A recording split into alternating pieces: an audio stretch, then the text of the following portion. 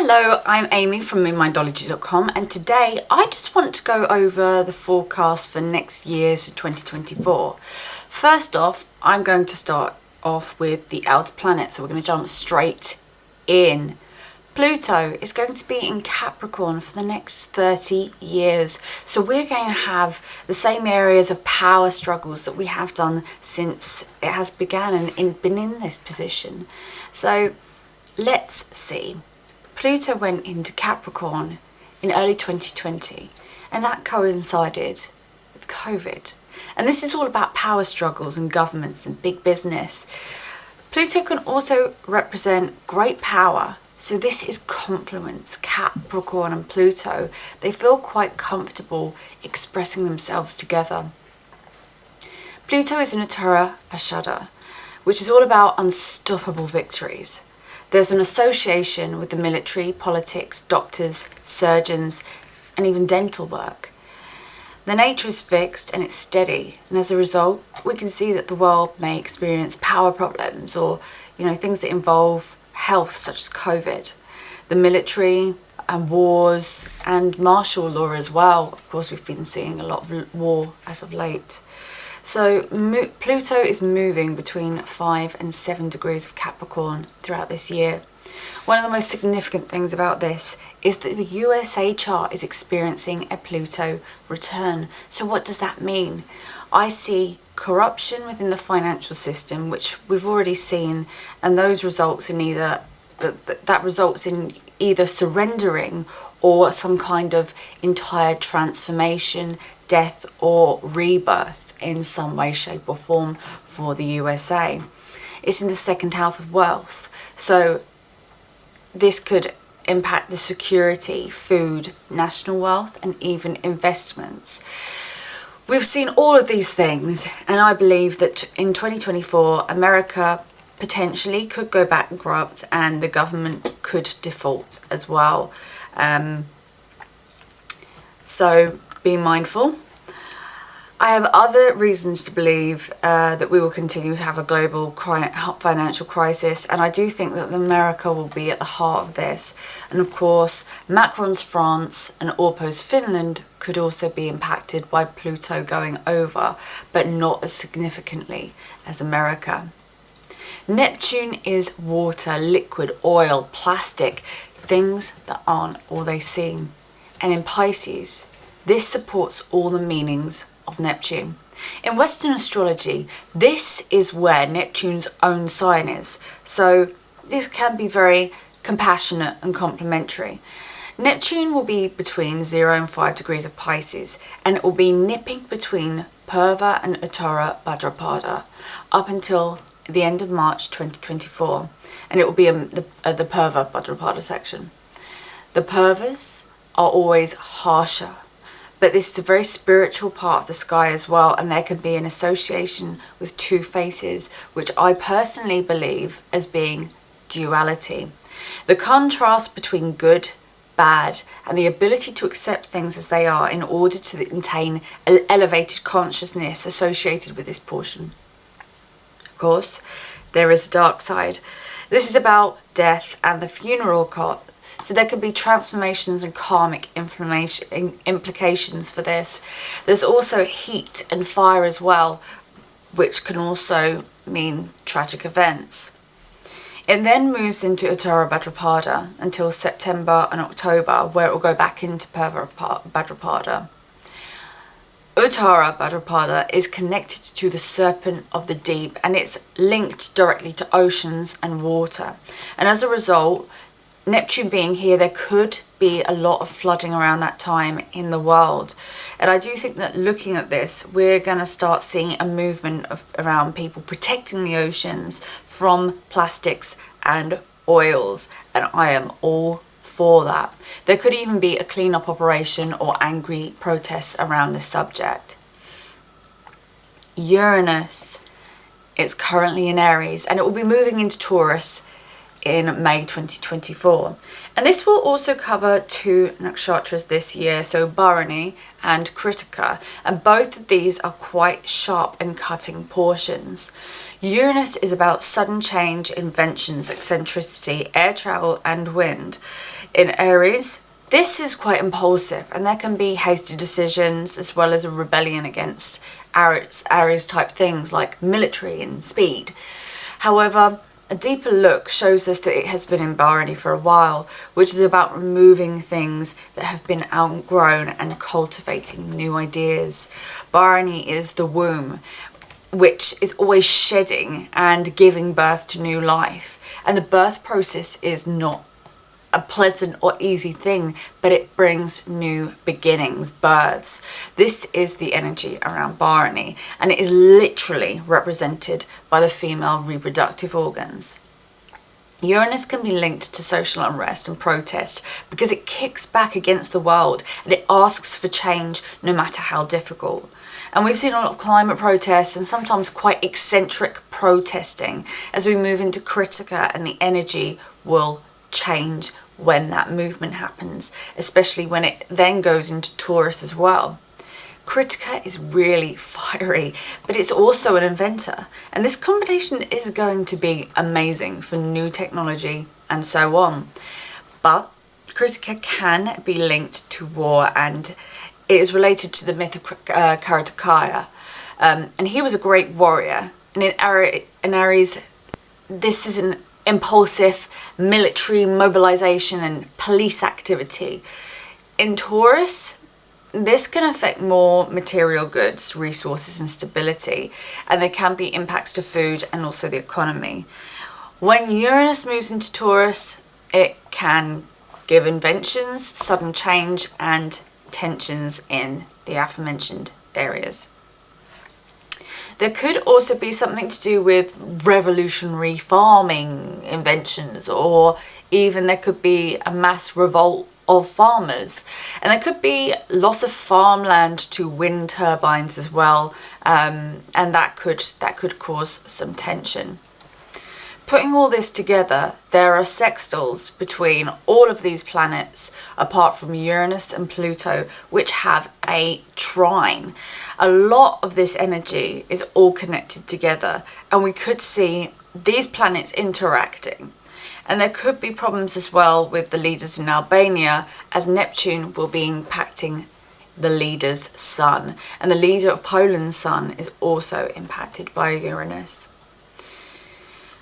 Relevant eclipses are good for a whole year, so they're active for a whole year.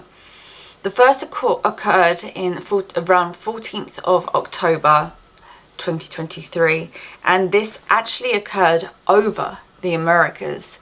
And then there's another that's happening 8th of April 2024, and this occurs over North America again, and I do believe that these are the only significant eclipse points that we have for that year. At the beginning of the year until early July, Rahu will be in Revity. So Revity, Rahu and Revity, it's conjunct Neptune, and this will expand Neptune and magnify its meanings. Revity brings safety in travel. However, when Rahu goes into Uttara Bhadrapada in August, things can change. This is the warrior star, and this could be associated with endings. And I would really say that August may be a time of floods. Of course, this is difficult to, predict where things may occur, but I think that the 24 degrees of Pisces down to the early parts are going to be quite sensitive. So looking at my database, I found Justin Trudeau of Canada. So Ketu is in Virgo, and it starts the year in Chitra, which is associated with bright and beautiful things such as the pearl. And this nakshatra is about delusions, illusions, and just like the world of Hollywood, Ketu is confusing and delusional, and this can heighten delusion during this time. Ketu moves into Hasta, which is very much a building nakshatra. The god Savita could manifest material items and give it to the people, and unfortunately Ketu is not related at all to the material realm, as he has no head to enjoy the pleasures of this world. As a result, this could bring the destruction of material things in some way, shape or form. Saturn is in Aquarius, and he'll be there for a whole year. And he's pretty happy here because it's his Mula Trikona sign. And he's in Shatabishak, the empty drum nakshatra. And this is also a healing nakshatra. So there could be a literal or slow healing that may affect the world economy, or there can be problems with addictions that get out of hand. And we already know that there is a huge opiate crisis in America. Saturn moves into Purva Bhadrapada around March 2024, and we know that this nakshatra can be difficult. Another thing that I see is that Saturn goes over Formalhat in January. So Formalhat, if I'm saying that right, is a fortunate star, and it seems to have a link to saving someone. Actually, it's the watcher, and there's protective qualities, and it brings new life as well. So there's a striving for something, and a struggle that later bears fruit. But what will be the bearing of fruit? I hear you cry. Well, Saturn deals a lot with the economy, so things that are under the earth, such as oil. Aquarius, that deals with the stock exchange, but it could also be humanitarian causes as well. Saturn is going to be slowing down to go retrograde at 25 degrees of Aquarius, which again is in Purva Bhadrapada as well, so that's going to be a point of great significance. Jupiter, it's in Aries, and then it's going to be going into Taurus. And this goes all the way from 11 degrees of Aries to 27 degrees of Taurus. And this covers Ashvini, Bharani, Kritika, Rohini, and Mrigashira. So Jupiter is racing to get out of Aries and to go through Taurus. But it's when the planets start to slow down that they really become significant. So the 9th of October, it goes stationary at 27 degrees of Taurus, and that's in Mrigashira. So this is the star of searching, and it's linked to the myth of Orion, and he became a deer and chased his daughter Rohini because he became enamored with her beauty. And of course it's related to hunting and shooting, but also, you know, deer as well. So it's a soft, mild nakshatra considering the mythology behind it. But you know, it could help soften foreign affairs across the world. It can help with the circulation of wealth as well. Laws can soften, as Jupiter is about law and justice, but there is a sense of searching as well.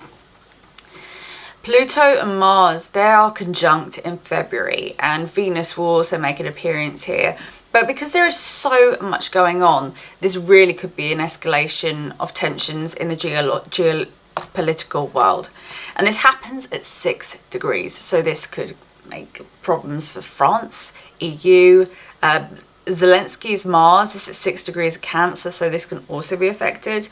And then we have a planetary war between Venus and Mars at 11 degrees of Capricorn a few weeks later, and that occurs on Zelensky's sun. So there could be something in store for him during this time. Saturn will be tightly aspecting Jupiter through February into March, and again this can affect some EU countries. This could make some changes in the economy. Jupiter isn't in a particularly unfriendly sign, but Saturn is much stronger, as there's no return aspect from Jupiter, so it hasn't got that benefic shine onto it. And in turn, there could be some problems with a shrinking economy or depression of sorts. But I think it will bounce back fairly quickly though, but the oil prices could increase during this time. You know, the same old saying, we're used to that now. And the oil producing countries, you know, they could benefit from this. So Mars and Saturn, planetary war in April. And, you know, this can create tensions and frustrations. This touches the leaders of Turkey, Serbia, Montenegro, and there could be something going on with those countries as well. This conjunction, I'd say it's quite angry and cruel, but it's quite ambitious as well. So, it produces results. July, there could be some attacks in the name of justice or religion. There could be fire, as K2 is quite hot and fiery.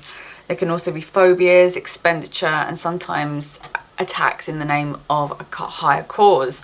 With both Mars and Saturn being strong as well, this should kind of keep tempers under control to a degree, but you just don't know. Then in November, please be careful voting in the US election, because Mars is debilitated opposite Pluto. And this really does concern me, because last time Pluto was conjunct to debilitated Mars was in August 1934, which is the month that Hitler became leader of Germany. And, we know how that ended. So, the next time Mars came, it was, now bear with me, I'm probably going to say this wrong, the Battle of Almendrelho. Something. Then in 1939, Mars just entered Capricorn, and this was opposed Pluto at 9 degrees.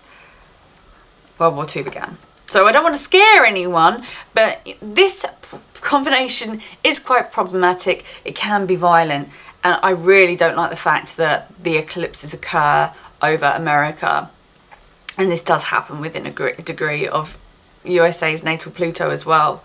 Of course, Jupiter, Joe Biden has his Jupiter at 2 degrees of Cancer as well.